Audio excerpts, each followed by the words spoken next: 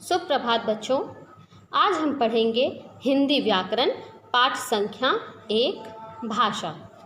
बच्चों, क्या आप जानते हैं भाषा क्या होती है, भाषा क्या कहलाती है? भाषा एक ऐसा साधन है जिसके द्वारा हम अपने मन के भावों तथा विचारों का आदान प्रदान करते हैं, अर्थात अपनी मन की बातों को दूसरों को बताते हैं और दूसरे की बातों को सुनते हैं। यह भाषा कहलाती है। भाषा संवाद ही है। जैसा कि हम इन चित्रों में देख रहे हैं कि यहाँ पे एक बच्ची अपनी माता से पूछती हैं, बात करती हैं। माता कहती है, मैं नाश्ता बना रही हूँ पिंकी। और पिंकी कहती है, माँ मुझे बहुत भूख लग रही है। इसी प्रकार दूसरे चित्र में भी संवाद है। पिताजी आप क्या कर रहे हैं? पिताजी कहते हैं, अनीता मैं एक पत्र लिख रहा हूँ। यह संवाद है। हम आपस में जो संवाद करते हैं, बात करते हैं अपने मित्रों के साथ, यह भाषा कहलाती है। भाषा के दो रूप होते हैं, मौखिक तथा लिखित।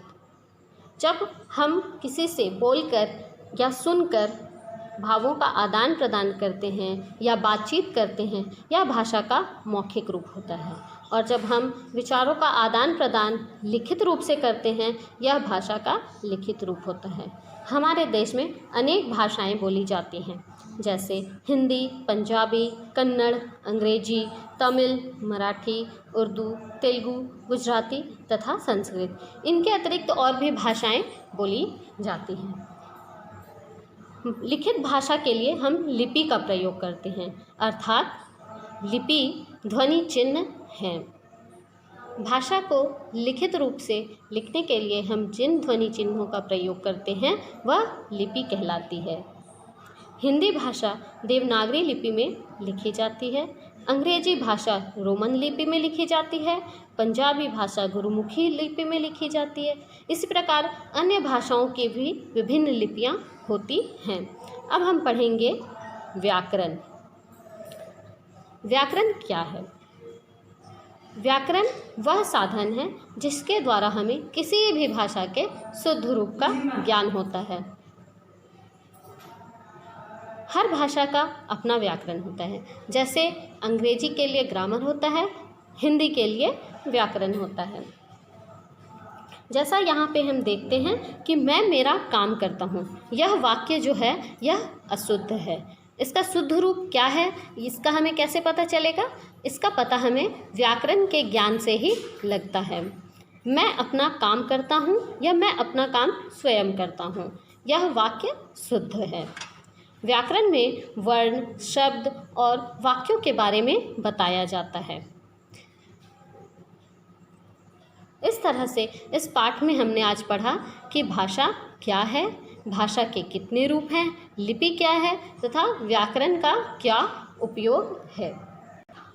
अब हम इस पाठ से संबंधित प्रश्नों का अभ्यास करेंगे। प्रश्न संख्या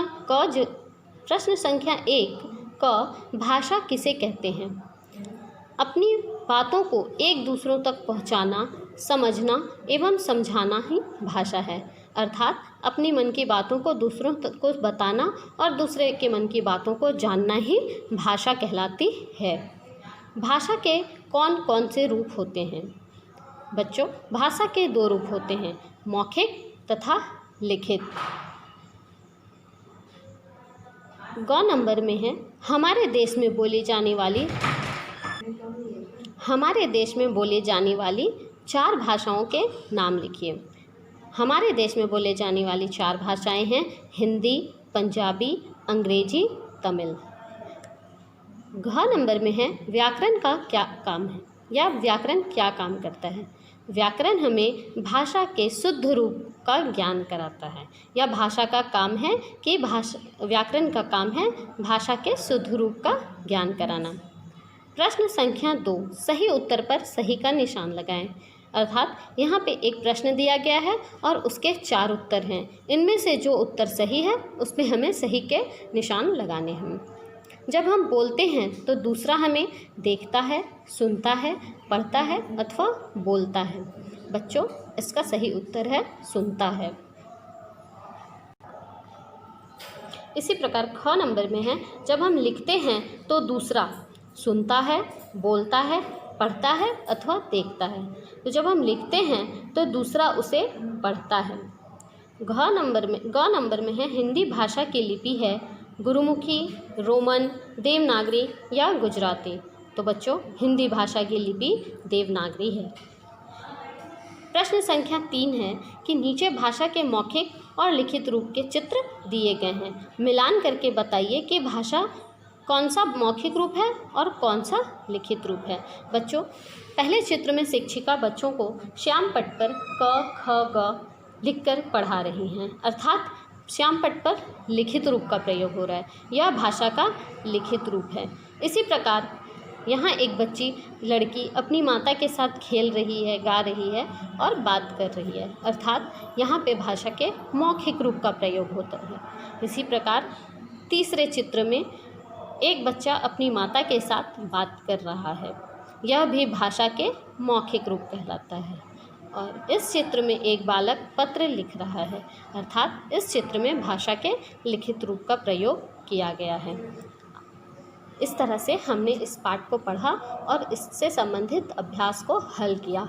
अगली कक्षा में हम पढ़ेंगे वर्ण। आज के लिए इतना ही।